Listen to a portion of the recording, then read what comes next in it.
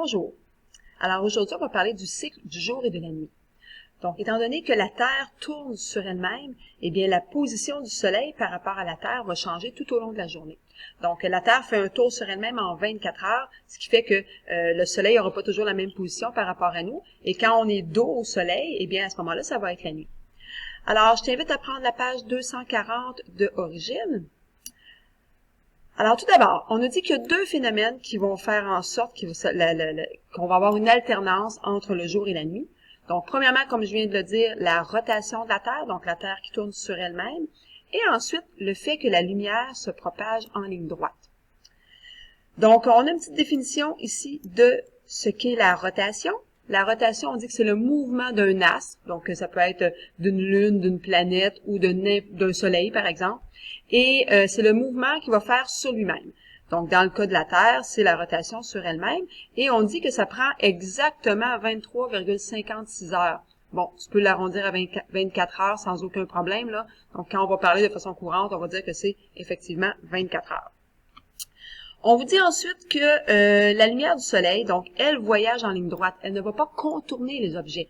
Donc, si tu as un objet qui est ici, ta lumière va vers l'objet, elle est arrêtée, ça va créer de l'ombre derrière. La lumière ne peut pas contourner l'objet, c'est ce qu'on veut dire. Donc, il y a seulement une seule moitié de la Terre qui va être éclairée. Donc, ça veut dire que l'autre côté de la Terre qui n'est pas éclairé, mais ça va être la nuit.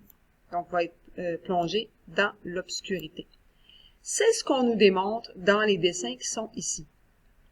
Si tu regardes là tes continents, donc on voit ici qu'il y a l'Amérique du Sud qui est là, il y a l'Amérique du Nord qui est ici. Donc, on peut dire que pour les Amériques, c'est le jour.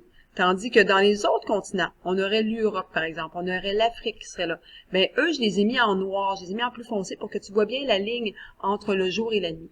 Donc, tu regardes tes rayons solaires. Les rayons solaires viennent frapper directement un côté de la Terre. Ce côté-là est éclairé, mais ce qui se retrouve de l'autre côté va être dans le noir. Et là, je veux pas que tu te trompes entre la ligne imaginaire, si tu veux, entre le jour et la nuit, qui est ici et qui est bien verticale, et l'axe de rotation de la Terre, qui lui est penché, lui est incliné. Donc, le jour et la nuit, ça n'a pas rapport avec l'inclinaison de la Terre. Du moins pas où est-ce qu'il fait jour et où est-ce qu'il fait nuit. Où est-ce que c'est la clarté, où est-ce que c'est l'obscurité. Ça n'a pas rapport avec l'axe de rotation. Donc, l'axe de rotation est penché, mais la ligne, elle, qui délimite la noirceur et la clarté, elle, c'est un trait qui est bien vertical. Donc, tu peux noircir, si tu veux, avec ton crayon à mine, là, un petit peu plus foncé, le côté où il fait noir pour bien faire la différence. Et j'ai mis l'axe de rotation en rouge. Dans l'image qui est en bas, on voit ici que c'est plutôt l'Afrique qui est dans la clarté. Donc, tes rayons solaires qui frappent toujours de ce côté-ci. Donc, on voit bien l'Afrique et le reste est dans le noir. Donc, on pourrait avoir la Chine, par exemple, qui serait ici. Donc, à cet endroit-là, c'est la nuit et tu as toujours ton axe de rotation de la Terre. J'avais envie de te poser une petite question supplémentaire par rapport à ce qu'on a vu au dernier cours. Si on regarde et qu'on s'imagine que, bon, Montréal est à peu près ici, OK, où est-ce que je pointe, là? Est-ce que ce serait l'été ou l'hiver au Québec? Donc, tu regardes ton image, tu dis, OK, bon, je sais qu'il fait clair, mais qu'il fait clair, ça me dit pas si c'est qu'il fait clair à Montréal ou au Québec, ça me dit pas si c'est l'été ou l'hiver. Mais ce qu'il faut que tu regardes, c'est au pôle Nord. Donc, au pôle Nord, pendant l'hiver, au pôle Nord, il fait toujours noir. Donc, ton pôle Nord est en haut, ton pôle Sud est en bas, ton pôle Nord est complètement dans la noirceur, donc il est dans la région qu'on avait mis en noir, ce qui veut dire qu'à ce moment-là, ça va être l'hiver. Tandis qu'au pôle Sud, pendant l'été, il fait toujours clair. Et si tu regardes ton pôle Sud, effectivement, il est dans la clarté. Donc, ici, à la question, est-ce que c'est l'été ou l'hiver au Québec? Eh bien, dans ce cas-ci, ça serait l'hiver au Québec. Là, je peux pas l'encercler, mais tu peux peut-être te l'encercler, toi, t'écrire une petite note. Dernière chose, par rapport à ce qu'on vient de dire, là, à la clarté et à la noirceur sur les différents continents. Donc, pour l'image A, on disait bien que c'était le jour en Amérique du Sud et la nuit en Europe. Et sur l'image B, c'était le jour en Afrique et la nuit en Australie. Donc, on s'en va maintenant à la page suivante. Je sais pas si je peux juste me tasser comme ça. Oui.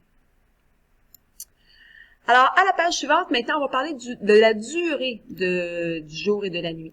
Donc, je sais pas si tu as remarqué, hein, mais l'hiver, il fait noir pas mal plus tôt, vers 4h, 4h30 environ, et tandis que l'été, il va commencer à faire noir plutôt vers 8h30. Et même chose pour la clarté le matin. Donc l'hiver, il fait noir quand on se réveille le matin, puis l'été, il fait clair à peu près à 4 heures, 5 heures du matin. Donc la durée de la clarté ou la durée de la noirceur n'est pas la même tout au long de l'année. Et ça, on va voir à quoi c'est dû. Alors ici, pourquoi dans l'hémisphère nord, le soleil éclaire-t-il éclaire-t-il plus longtemps en été qu'en hiver? Comment se fait-il que les jours n'ont pas toujours la même durée? Ben, on dit qu'il y a 3 phénomènes qui vont expliquer ça. Les 3 phénomènes sont la révolution de la Terre autour du Soleil. Donc, où est rendue la Terre dans son parcours autour d'un Soleil qui serait ici, par exemple? Ensuite, l'inclinaison de l'axe de rotation de la Terre. Et finalement, la rotation de la Terre sur elle-même. On nous montre une image juste en bas. Donc, on nous dit que les jours et la nuit n'ont pas tout le temps la même durée. Par contre, c'est pas vrai pour l'équateur. En équateur, c'est environ toujours 12 heures de nuit et 12 heures de jour. Donc, ce qui veut dire que, si je reprends mon petit globe terrestre, là, qui est ici. Donc, l'équateur, c'est une ligne imaginaire hein, qu'on trace sur notre globe, là, qui passe au centre de la Terre. Et peu importe l'équateur où la Terre se trouve dans son parcours autour du Soleil, pas mal à peu près au milieu de la Terre. Ce qui veut dire que ça n'aura pas grande influence par rapport à où est-ce que la Terre va être située et aux différentes saisons. Donc, tu vas toujours avoir à peu près une nuit de 12 heures et une clarté de 12 heures, peu importe le moment de l'année en équateur. Pour nous, au Québec, ben pour avoir une nuit de 12 heures et un jour de 12 heures, ben il faut être à l'équinoxe. Équinoxe d'automne, équinoxe de printemps. Donc, ça veut dire autour du 21 septembre, autour du 21 mars. À ce moment-là, on a la même durée de jour que la durée de nuit, c'est-à-dire 12 heures, 12 heures. Je vais aller te montrer un petit dessin, puis ensuite, on reviendra ensemble dans Origine. Donc, vous reconnaissez encore l'été et l'hiver. La différence ici, c'est que j'ai mis une région grise qui est la région qui est dans l'ombre. Donc, mes rayons solaires qui vont arriver du soleil vont éclairer une moitié de la Terre. Et j'ai laissé encore mon trait orangé ici qui représente la position de Montréal. Donc, on s'aperçoit que ici, Montréal est la nuit et là, Montréal va tourner, tourner, tourner. Et à un certain moment donné, Montréal va se retrouver en plein jour. Où est-ce que je veux apporter ton attention? C'est que si tu regardes la partie du trait orangé qui est dans l'ombre, donc j'ai une petite partie ici de mon trait, donc si je te mène ça en bleu, là, j'ai une petite partie qui est dans l'ombre, mais j'en ai une grande partie qui est dans la clarté. Ce qui veut dire que Montréal va passer plus de temps dans la clarté que dans la noirceur. Bon, mais à ce moment-là, quand est-ce que Montréal a plus de temps dans la clarté que dans la noirceur? Ça se passe l'été. Donc, c'est parce que, justement, la période de temps, parce que avec la rotation de la Terre, donc la période de temps où Montréal va être devant le Soleil va être allongée par rapport à l'hiver.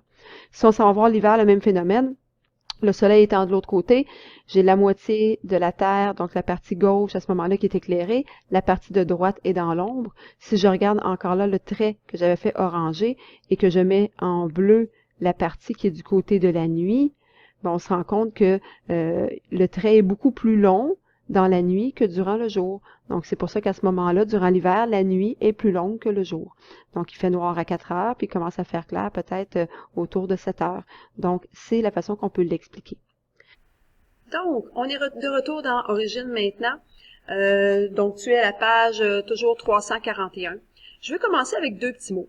Le mot équinoxe que j'ai encadré ici et le mot solstice que j'ai aussi encadré ici. Donc, le mot équinoxe veut dire égal. Donc, le jour est égal à la nuit. 12 heures de jour, 12 heures de nuit. Tandis que le mot solstice veut dire le plus long.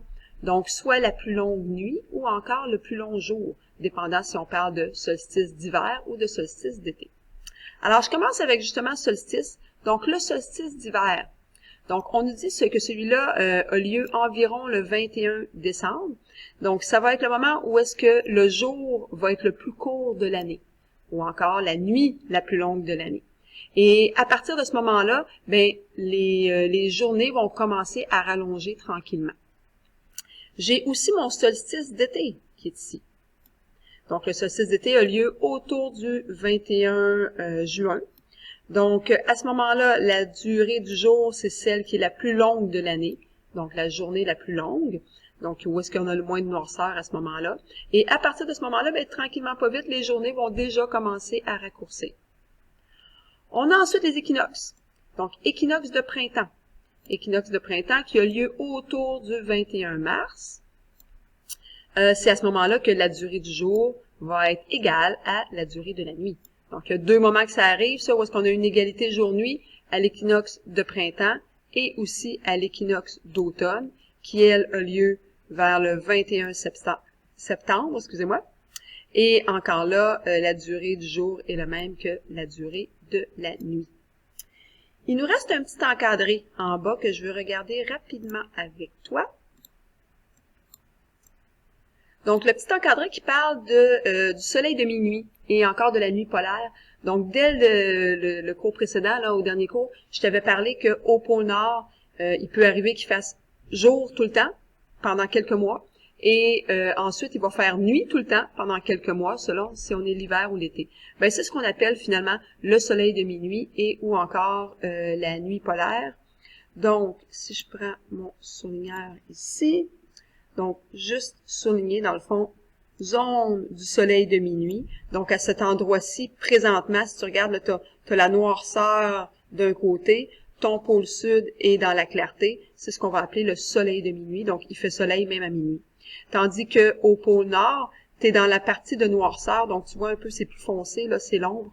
Donc, on va appeler ça à ce moment-là la zone de nuit polaire. Donc, présentement, à ce moment-ci de l'année, on peut dire que c'est l'hiver.